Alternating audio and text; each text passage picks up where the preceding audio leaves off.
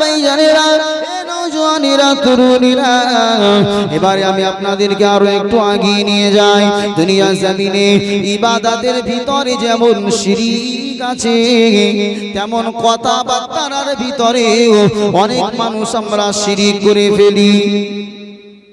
দুনিয়ার জমিনে যেমন কিছু কলেমা পড়লে মানুষের ঈমানটা চলে আসে, তেমনই ভাবে দুনিয়ার জমিনে কিছু কলেমা এমন আছে, কিছু কথা এমন আছে যে কথাগুলো জবান থেকে বার হওয়ার সাথে সাথে ওই মানুষটা ঈমান হারিয়ে যায়। একটা উদাহরণ দিই, আপনার শরীর খুব অসুস্থ, কোন ডাক্তারের কাছে গিয়ে আপনি শিফা পেয়েছেন, ভাই আপনার রোগ শরীর এত খারাপ ছিল, হঠাৎ করে এত সুন্দর হয়ে গেল। বলে আর বলিস না, কলকাতা কোনো ডাক্তারকে বাদ দিইনি, কলকাতার কোনো ডাক্তারকে বাদ দিইনি, যত বড় বড় ডাক্তার আছে সব ডাক্তারের কাছে গিয়েছি, কোনো কাজ হয়নি। আমাদের বাড়ির পাশেই ভাঙড়ের একটা ডাক্তার ছিল, এক খাম দিয়েছে, ব্যাস শরীর সুস্থ হয়ে গেছে। বলেন ঔষধের কি ক্ষমতা আছে আপনার রোগটাকে সারাতে? একটু আওয়াজ দিয়ে বলেন বাবাজিরা। তাহলে এই যে আপনার বিশ্বাস, আপনার কথাটা যদিও আপনি না বুঝে বলেছেন, কিন্তু আপনার বলা উচিত ছিল অমুক ডাক্তারের ওষুধ খেয়েছি, ওই ঔষধের বা ডাক্তারের ওসিলা করে আল্লাহ আমার শরীরকে সুস্থ দিয়েছেন। কিন্তু আপনি যদি বলেন যে অমুক ডাক্তার এত ভালো, একবার ঔষধ দিয়েছে আর আমার শরীর ভালো হয়ে গেছে, আপনার এই কথাটার ভিতরে ঈমান চলে যাবার আশঙ্কা, ঈমান চলে যাবে।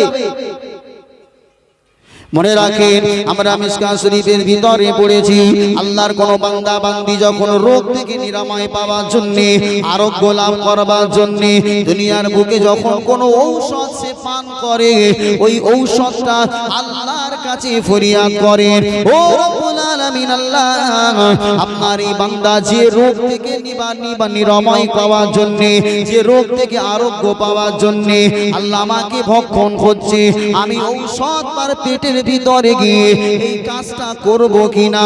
আমার আল্লাহ যদি ওই ঔষধকে অনুমতি দিয়ে দেয়, ওই ঔষধটা বান্দার সেই রোগের চিকিৎসা শুরু করে। একবার জোরে বলেন সুবহানাল্লাহ।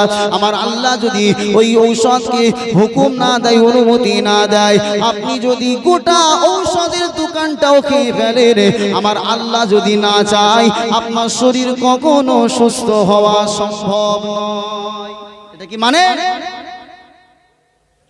ঔষধের কোনো ক্ষমতা নাই, এটা জাস্ট একটা ওসিলা।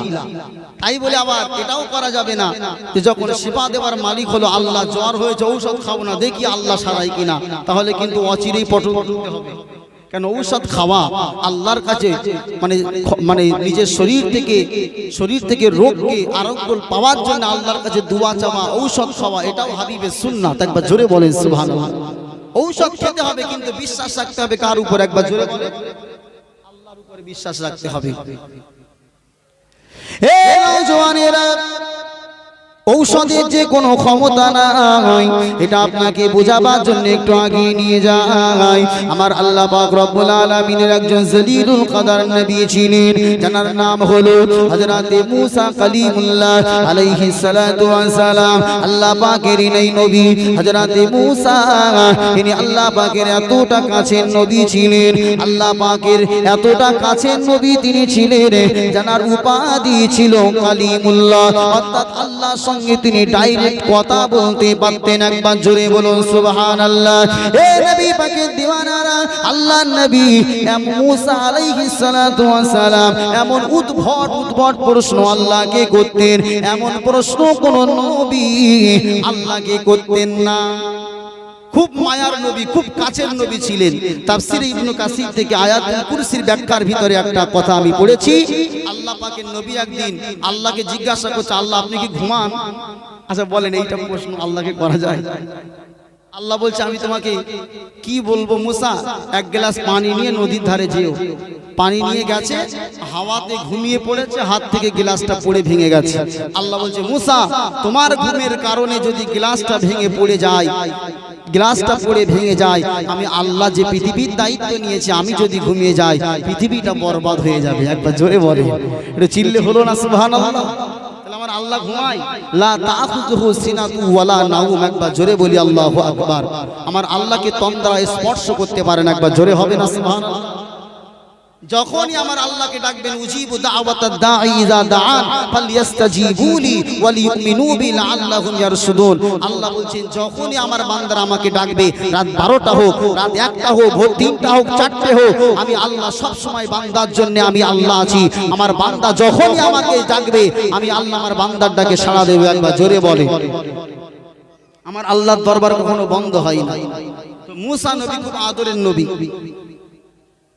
উনি আল্লাহকে খুব এমন এমন প্রশ্ন করতেন যেসব প্রশ্নগুলো আমরা ভাবতে পারি না। একদিন পেটে খুব তীব্র যন্ত্রণা শুরু হয়ে গেছে। কার? মুসা নবীর। এখন ওনার কিছু হলেই আল্লাহর কাছে বলেন, আল্লাহ পেটের খুব যন্ত্রণা হচ্ছে, একটা ব্যবস্থা করে দেন। খুব ভালো করে শুনলেন বাবাজি।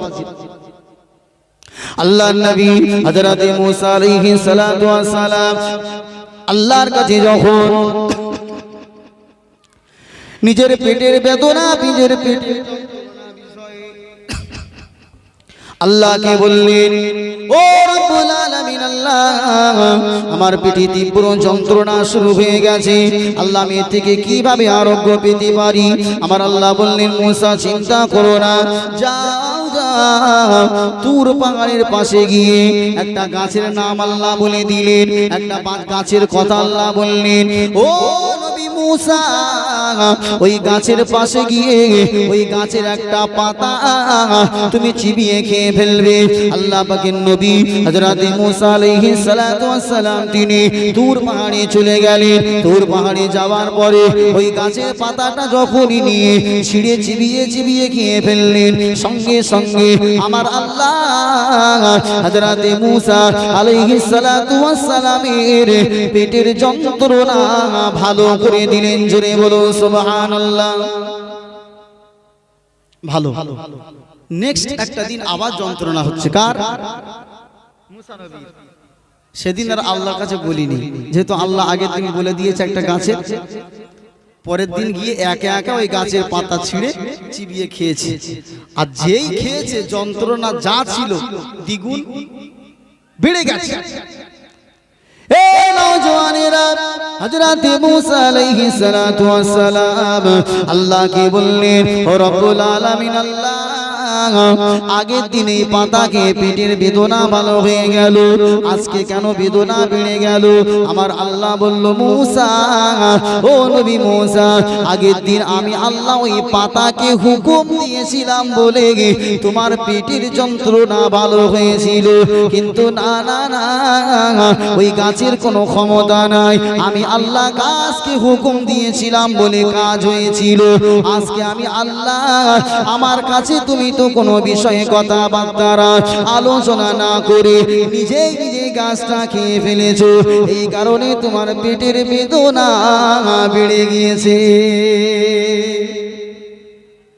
এই কথার দ্বারা আমরা কি শিখতে পারলাম? জ্বরের ঔষধ হলো প্যারাসিটামল, ঠিক না বেটি? তার মানে এই নয় যে আপনি খেলেই আপনার জ্বর সারবে। আল্লাহ যতক্ষণ না ওই ঔষধকে হুকুম দেবে ততক্ষণ সারবে। একটু জোরে বলছেন না কেন? অনেক মানুষের প্যারাসিটামল খেয়ে জ্বর সেরে যায়, আর অনেক মানুষের খেয়েও সারে না, ঠিক না বেঠিক? একই ঔষধ, একই ডাক্তারের কাছে ঔষধ খাচ্ছে, একজনের সারছে আর একজনের সারছে না, তাহলে কি ঔষধের কোনো ব্যাপার আছে? না, আমার আল্লাহ যখন চাইবে আপনার অবশ্যই সেটা সারবে। একবার জোরে বলুন সুবহানাল্লাহ। আল্লাহ পাকে বান্দারা, তাই এমন কথা থেকে আমার আপনার জবানকে হেফাজত করতে হবে যে কথার দ্বারাই শিরক হয়ে যায়, যে কথার দ্বারাই আল্লাহর সঙ্গে নাফরমানি হয়ে যায়, যে কথার দ্বারাই মানুষের ঈমান নষ্ট হয়ে যায়। আর একটা উপমা উদাহরণ আপনাদেরকে দিই।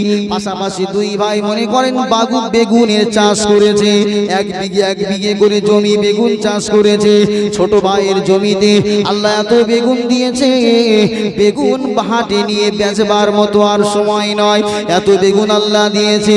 ছোট ভাই আনন্দে আত্মহারা, খুশিতে বাগেবার। পাশাপাশি বড় ভাইয়ের জমিতে কোনো বেগুন নাই। বড় ভাই ছোট ভাইকে ডেকে বলছে, ও ছোট ভাই, একই জায়গায় জমি, একই পাশাপাশি জমি, চাষ একই সাথে করলাম, তোমার জমিতে এত বেগুন আর আমার জমিতে কেন বেগুন নাই?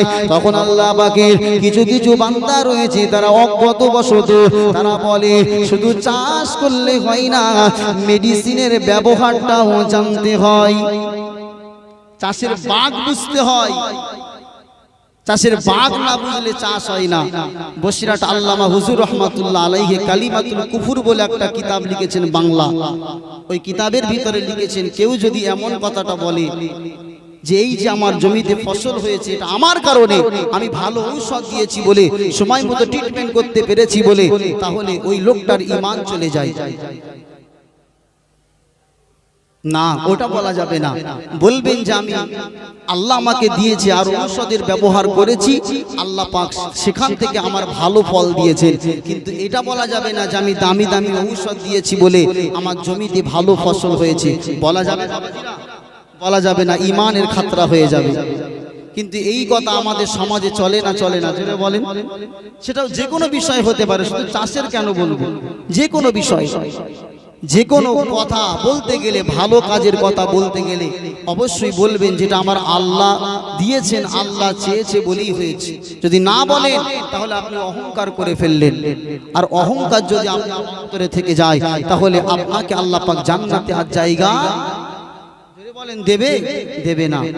আজাজিল ততদিন পর্যন্ত জান্নাতে ঠাঁই পেয়েছিল যতদিন ওর ভিতরে অহংকার ছিল না।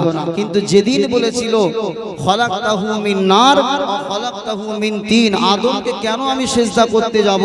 আল্লাহ আমাকে তো আগুন দিয়ে তৈরি করেছো আর ওকে তৈরি করেছো মাটি দিয়ে, আমি সিজদা করতে পারবো না। আল্লাহ বলল ফাহাবিত, জান্নাত থেকে বার হয়ে যা, তোর আর জায়গা নাই। তাহলে অহংকার যদি কারোর অন্তরে চলে আসে, এই রকম কথার দ্বারা ঈমান চলে যায় আর অহংকারও তার ভিতরে বাসা বাঁধতে থাকে। তাই এই রকম কথাবার্তা বলা থেকেও আমরা আমাদের জবানকে হিফাজত করব। সকলে বলি ইনশাআল্লাহ। একটু জোরে বললেন না ইনশাআল্লাহ? হে আমার আল্লাহ পাকের বান্দা বান্দীরা, আমি আপনাকে কোরআনের আয়াত দিয়ে বুঝাচ্ছিলাম। তাই দুনিয়ার জমিনে শিরকের গুনাহটা আমার আল্লাহ ক্ষমা করে না। শিরকের আবার দুটো ভাগ। আমি প্রথমে শিরকে জালি বললাম, এখন শিরকে খাফির কথা বললাম। ইবাদতের ভিতরে রিয়া, অহংকার, তাকাব্বুর করা, এটা কিন্তু শিরকের আওতায় পড়বে, শিরকে খাফির আওতায় পড়বে। আগামী মাস আমাদের কাছে রমজান মাস আসন্ন আসতে চলেছে। এই মাসে আপনি রোজাটা করবেন, কিন্তু রোজাটাও যেন আমার আল্লাহর জন্য রাখা হয়, রোজাটাও যেন আমার আল্লাহর খুশির জন্য হয়। দুনিয়ার বুকে আপনাকে কে ভালো বললো, কে খারাপ বললো, এটা দেখে যেন আপনি রোজাটা করবেন না। কেন রোজা আপনার জন্য ফরজ, আল্লাহর জন্য রোজাটা করবেন। আমার আল্লাহ পাক রোজা রাখার কারণে তার বিনিময়ে আল্লাহ নিজে তার বদলাটা দেবেন। জোরে বলি সুবহানাল্লাহ। রোজা যেটা করবেন সেটাও আল্লাহর জন্য করবেন। অনেক মানুষ বলে আমি যদি রোজা না রাখি, ইমাম সাহেবের কাছে যদি যাই, ইমাম সাহেব আমাকে খুব খারাপ বলবে, সেই কারণে রোজা রেখেছে। আল্লাহর সন্তুষ্টির জন্য নয়। তাহলে মানুষকে দেখাবার জন্য আপনার রোজা হলো। আমি ভালো বললাম, খারাপ বললাম, আপনার কিছু এসে যায় না।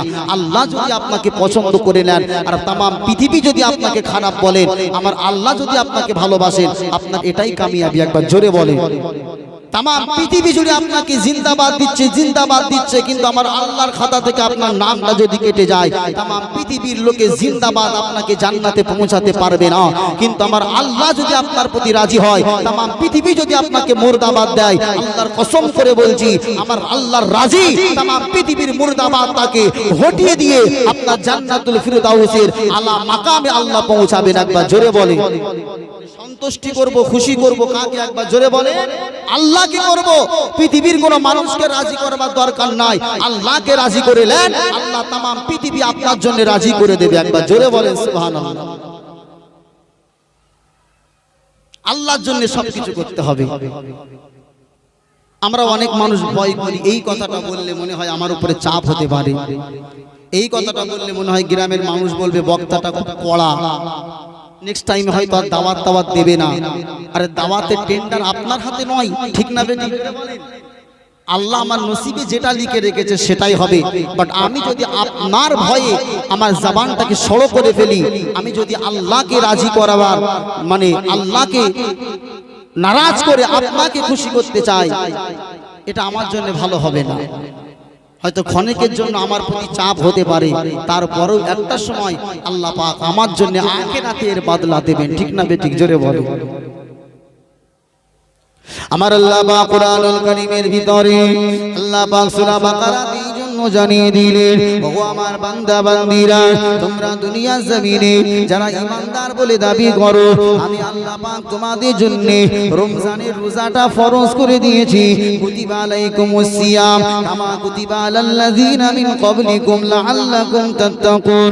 ওগো বান্দা বান্দীরা, শুধু তোমাদের প্রতি আমি আল্লাহ রোজাটা ফরজ করি না, আমি আল্লাহ তোমাদের পূর্বে যত আমার বান্দা বান্দীরা তোমাদের আহলে পরিবাররা চলে গিয়েছে, আমি আল্লাহ সকলের প্রতি রোজাটা ফরজ করেছিলাম। ও বান্দা বান্দীরা, আমি আল্লাহ তোমাদের প্রতি রোজাটা এই জন্য দিয়েছি লাআল্লাকুম তাত্তাকুন, যেন তোমরা পরেজগার হয়ে যেতে পারো। জোরে বলেন সুবহানাল্লাহ। তাহলে আপনার রোজাটা যদি আমার আল্লাহর জন্য হয়, আগামী যে রমজান মাস আসে রোজাটা ফরজ রাখবেন আল্লাহর উদ্দেশ্যে, আপনি অবশ্যই তাকওয়াদার পরেজগার হয়ে যাবেন। একবার জোরে বলেন না সুবহানাল্লাহ। আমার আব্বা জান ভাইজানেরা, আমি আমার আলোচনাকে এবার গুটিয়ে নিয়ে আসি। আল্লাহ পাক রব্বুল আলামিনের যে আয়াত আমি আপনাদেরকে পড়ে শুনিয়েছিলাম, আল্লাহ বলেছিল সবার গুনাহ মাফ হবে, সবার গুনাহ মাফ হবে, কিন্তু যারা শিরিক করে তাদের গুনাহটা আমি আল্লাহ ক্ষমা করব না। শিরিক বাদ দিয়ে যদি কোনো বড় বড় অন্যায় আমার বান্দারা করে ফেলে, আমি আল্লাহ আমার কাছে ক্ষমা চাই, আমি আল্লাহ তাদেরকে ক্ষমা করে দিই। হে নবী দিওয়ানা, আমার আল্লাহ বান্দার কত বড় গুনাহকে ক্ষমা করতে পারেন। মুসলিম শরীফের একটা হাদিস আপনাদেরকে শোনায়, আল্লাহ পাকের নবীর কওল থেকে বর্ণনা করি। আল্লাহ পাকের একজন মহিলা সাহাবিয়া, তিনি প্রাথমিক অবস্থায় আল্লাহ নবীর ওই মহিলা সাহাবিয়াটা তিনি জিনা ব্যভিচারের মধ্যে লিপ্ত হয়ে যায়। জিনা ব্যভিচারী করবার পরে আল্লাহ নবী দরবারে এসে বললেন, ইয়া রাসূলুল্লাহ, ইয়া হাবিবাল্লাহ, আমি আপনার সাহাবিয়া, আমি মহিলা সাহাবিয়া, আমি জিনা ব্যভিচারী করে ফেলেছি, ইয়া রাসূলুল্লাহ, আপনি দুনিয়ার শাস্তি দিয়ে আপনি আমাকে পবিত্র করে দেন। আল্লাহ নবী ওই মহিলা সাহাবিয়ার কথাটা শুনেও যেন না শোনার ভান করলেন। এ নবী দিওয়ানারা, আল্লাহ নবী সম্মুখে আবার গিয়ে বললেন, ইয়া রাসূলুল্লাহ, আমি জিনা করে ফেলেছি, আমাকে আপনি পবিত্র করে দেন। আল্লাহ নবী ওই সময় বলেছিল, হে মহিলা, তুমি আমার সঙ্গে কিছুদিন যাবত কিছুদিন পরে দেখা করো। তার কারণ কিতাবের ভিতরে এসেছে ওই মহিলাটা জিনা ব্যভিচারী করে তার গর্ভের ভিতরে সন্তান এসেছিল। আল্লাহর নবী বলল, হে মহিলা, তোমার গর্ভে যে সন্তান এসেছে এই অবস্থায় তোমাকে যদি মারা হয়, রজম করা হয়, তোমার নাই অন্যায় আছে, কিন্তু তোমার গর্ভে যে সন্তানটা আছে তার তো কোনো অন্যায় না, ঠিক না বেটি? তোমার সন্তানটা যখন দুনিয়াতে জন্ম লাভ করবে তখন তুমি আমার কাছে আসবে, তোমাকে আমি পবিত্র করে দেব। মুসলিম শরীফে হাদিসের ভিতরে এসেছে, আল্লাহর নবীর ওই মহিলা সাহাবিয়া বাড়িতে চলে গেলেন। বাড়িতে যাওয়ার পরে যখন তার সন্তান ভূমিষ্ঠ হয়ে যায়, সন্তানকে কোলে করে নিয়ে আল্লাহর নবী দরবারে চলে আসলেন। ইয়া রাসূলুল্লাহ, ইয়া হাবিবাল্লাহ, হুজুর, আপনি আমাকে পবিত্র করে দেন। আল্লাহর নবী এবার মহিলাটাকে ডেকে বললেন, ও মা, তোমার কোলেতে যে বাচ্চাটা রয়েছে, যে শিশু বাচ্চাটা রয়েছে, তোমার এই সন্তানের প্রতি কিছু হক আছে। এখন তোমাকে যদি রজম করা হয়, সন্তানের উপায়টা কি হবে? তোমার বাচ্চা বাচ্চাটা এখন তোমার স্তনের দুগ্ধ পান করে, ও মহিলা বাড়িতে চলে যাও। তোমার এই বাচ্চাটা যখন তোমার স্তনের দুধ খাওয়াটা ছেড়ে দেবে, তখন আমি নবী আমার সঙ্গে দেখা করবে। মহিলাটা বাড়ি চলে গেলেন। বাড়িতে যাওয়ার পরে যখন ওই বাচ্চাটা দুধ খাওয়া ছেড়ে দিল, কিছু শক্ত খাবার খেতে শিখে গেল, আল্লাহর নবীর ওই মহিলা সাহাবিয়াটা কোলে করে বাচ্চাটাকে নিয়ে আল্লাহর নবীর দরবারে চলে আসলেন। ইয়া রাসূলুল্লাহ, ইয়া হাবিবাল্লাহ, হুজুর আমার এই বাচ্চাটা আমার স্তনের দুধ খাওয়াটা ছেড়ে দিয়েছে, এখন আর সে দুধ পান করে না। হাতে একটা রুটি নিয়ে আল্লাহর নবীকে বুঝাতে চাইলেন, ইয়া রাসূলুল্লাহ, ইয়া হাবিবাল্লাহ, হুজুর আমার এই বাচ্চাটা এখন রুটি খেতে শিখে গিয়েছে, এবারে আপনি আমাকে পবিত্র করে দেন। আল্লাহর নবী সমস্ত সাহাবাদেরকে ডাক দিয়ে বলেছিলেন, ও আমার সাহাবারা, ও আমার সাহাবারা, তোমরা এই মহিলাটাকে রজম করে দাও। রজম মানে বুক পর্যন্ত বা গলা পর্যন্ত মাটিতে গেড়ে পাথর মেরে মেরে তাকে দুনিয়া থেকে সরিয়ে ফেলা, এটাই হলো জিনা ব্যভিচারীর আল্লাহর হাত, আল্লাহর বিধান। আল্লাহর নবী সমস্ত সাহাবায়ে কেরামরা মরুভূমির এলাকাতে কি করলেন, গর্ত খনন করে ওই মহিলাটাকে বুক অথবা গলা পর্যন্ত দাবিয়ে দিয়ে দুধ থেকে পাথর যখন নিক্ষেপ করা হয়, আপনারা বলুন, যদি পাথর কোনো মানুষের মারা হয় তার কষ্ট হবে না? হবে না। কিন্তু পালানোর কোনো উপায় নাই। এটা দুনিয়ার শাস্তি, কিন্তু দুনিয়ার শাস্তি হয়ে গেলে মনে রাখতে হবে আখিরাতে আল্লাহ তার এর বিনিময়ে আর কোনো সাজা দেবে না। হাদিসের কিতাবের ভিতরে লেখা আছে, পাথর ছুটতে ছুটতে ছুটতে ছুটতে আল্লাহর নবীর সাহাবী হযরত মুআজ ইবনে জাবাল রাদিয়াল্লাহু তাআলা আনহু তিনি এত জোরে একটা পাথর ছুঁড়ে ওই মহিলাটার মাথার উপরে আঘাত করেছে। মহিলাটার মাথার উপরে পাথরটা লাগার সাথে সাথে মহিলার মাথাটা ফেটে গিয়ে মহিলার মাথা থেকে রক্তটা ছিটিয়ে এসে হযরত মুআজ ইবনে জাবালের চেহারা মোবারকে লেগে যায়। এ নবী দিওয়ানারা, আল্লাহর রাসূলের সাহাবী হযরত মুআজ ইবনে জাবাল রাদিয়াল্লাহু তাআলা আনহু ওই মহিলাটাকে একটা বাজে ভাষায় কথা বলে, একটা কটু কথা বলে বলল, এমন একটা নোংরা মহিলার রক্ত আমি মুআজ আমার শরীরে লেগে গেছে। আল্লাহর নবী সঙ্গে সঙ্গে মুআজকে ডেকে বলেছিলেন, এ সাহাবী মুআজ, এই মহিলাটাকে বাজে ভাষায় কথা বলো না, এই মহিলাটাকে কটু কথা বলো না। কেননা আজকে আল্লাহ পাক এই মহিলাটার তাওবা আল্লাহ পাক কেমন ভাবে কবুল করে নিয়েছে।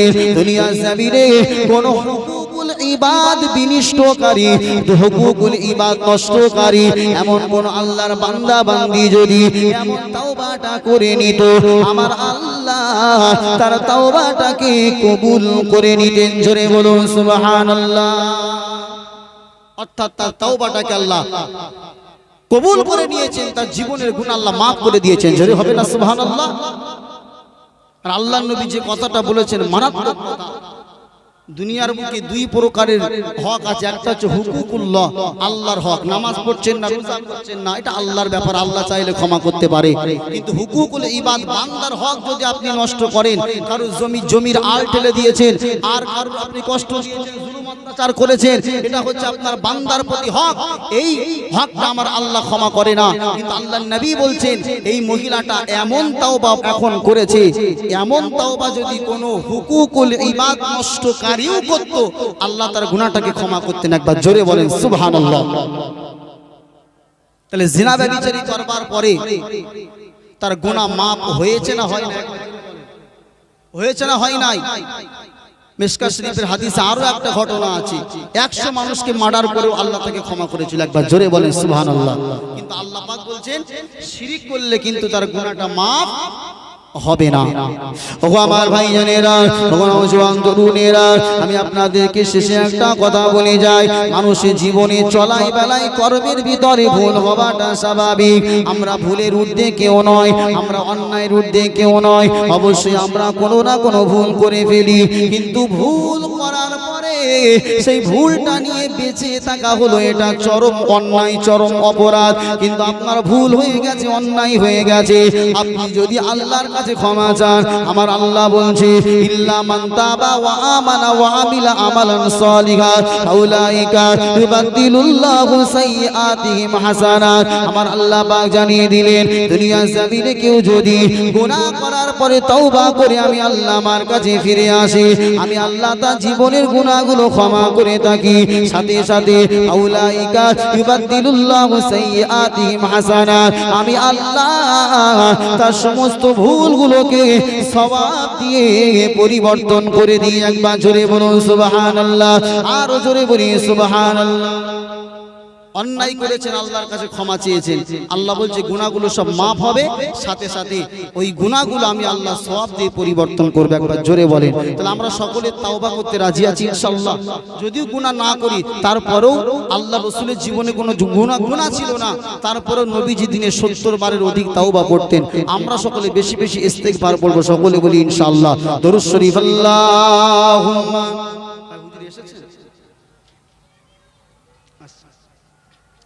وعلى آل سيدنا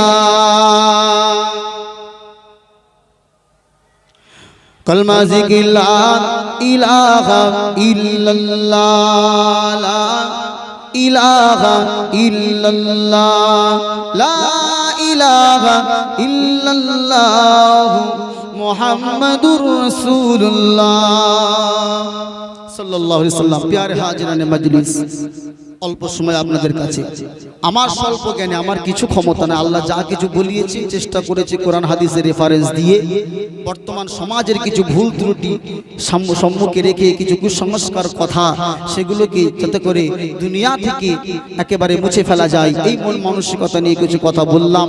যদি বলার ভিতরে কোনো রকম ভুল ত্রুটি হয়ে যায়, ভাষাগত ত্রুটি হয়ে যায়, আল্লাহর হস্তে সকলে মাফ করে দেবেন। সকলে আমার জন্য দোয়া করবেন, আল্লাহ পাক যেন আমাকে আরো ইলম বাড়িয়ে দেন। সকলে বলি আল্লাহুম্মা আমিন। আল্লাহ যেন আমার ইলমে বরকত দেন, আল্লাহ পাক আমাকে দিয়ে যেন কিছু হক কথা মানুষের সম্মুখে বলিয়ে নেন। সকলে বলি আল্লাহুম্মা আমিন। বাবাজি আমার, শেষে একটা কথা বলি, আল্লাহ পাক রব্বুল আলামিন আমাকে আপনাকে সকলকে দুনিয়াতে পাঠিয়েছেন, হায়াত মউতের কথা বলা যায় না, ঠিক না বেঠিক? জানি না আবার কোনোদিন আপনাদের সঙ্গে দেখা সাক্ষাৎ হবে কিনা। আজকেই হয়তো ফার্স্ট, আজকেই লাস্ট হতে পারে। আল্লাহ হয়তো কোনোদিন আপনাদের সম্মুখে আমাকে নাও আনতে পারে। তাই যদি আমার ব্যাপারে, আমার কথাবার্তায় কোনো রকম কেউ ব্যথা পান, আল্লাহর হস্তে সকলে মাফ করে দেবেন। দেবেন তো নাকি ইনশাআল্লাহ?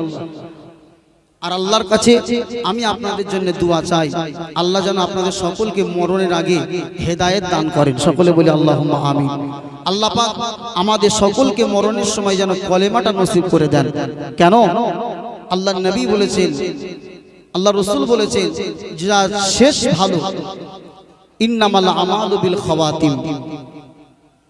শেষ যদি কারোর ভালো হয় সে অবশ্যই কামিয়াবি।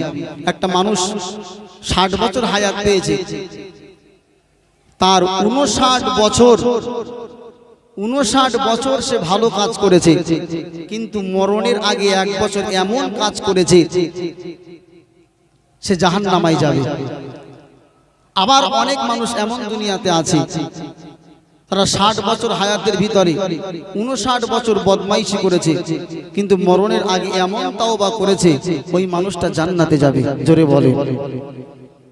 তাই যতক্ষণ না পর্যন্ত আপনার মৃত্যুটা ঈমানি মৃত্যু হচ্ছে, আপনার ঈমানি মৃত্যু যদি না হয়, তাহলে মনে রাখবেন আপনার জীবনটা কিন্তু কামিয়াবি নয়।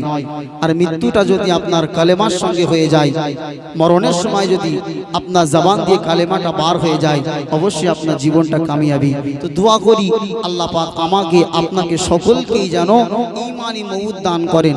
একবার সকলে বলি আল্লাহুম্মা আমিন। একটু উচ্চ আওয়াজে কালমা জিকির লা ইলাহা ইল্লাল্লাহ, লা ইলাহা ইল্লাল্লাহ। হাজারো ব্যথা বেদনার পরে ফিরে আসুনি তুমি আপন ঘরে, দিনের আলো তুমি ছড়িয়ে দিতে চলে গেলে মদিনায় মক্কা ছেড়ে হে রাসূল তোমাকে ভুলি আমি কেমন করে হে রাসূল তোমাকে ভুলি আমি কেমন করে খেয়ে না খেয়ে দিন প্রচারের কাজে নিজেকে দিয়েছ বিলিয়ে তায়েফের কাফেরেরা চিনল না সে আলো দুষ্ট ছেলেদের পিছু দিল লেলিয়ে খেয়ে না খেয়ে দিন প্রচারের কাজে নিজেকে দিয়েছ বিলিয়ে তায়েফের কাফেরেরা চিনল না এ আলো দুষ্ট ছেলেদের পিছু দিল লেলিয়ে পাথরের আঘাতে ক্ষত বিক্ষত হয়ে সারা শরীর থেকে রক্ত ঝরে হে রাসূল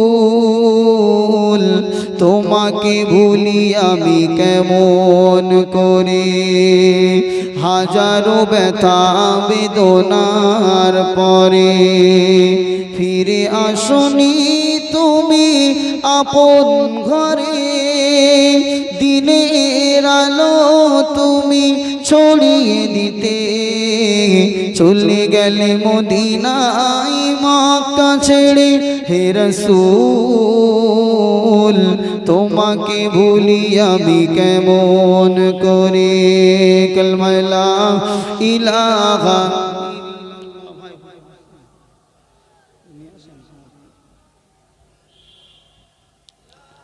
লা ইলাহা ইল্লাল্লাহু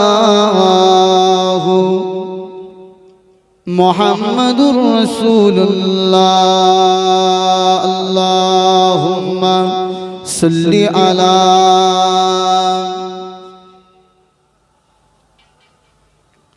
ওয়া আলা আলি সাইয়্যিদিনা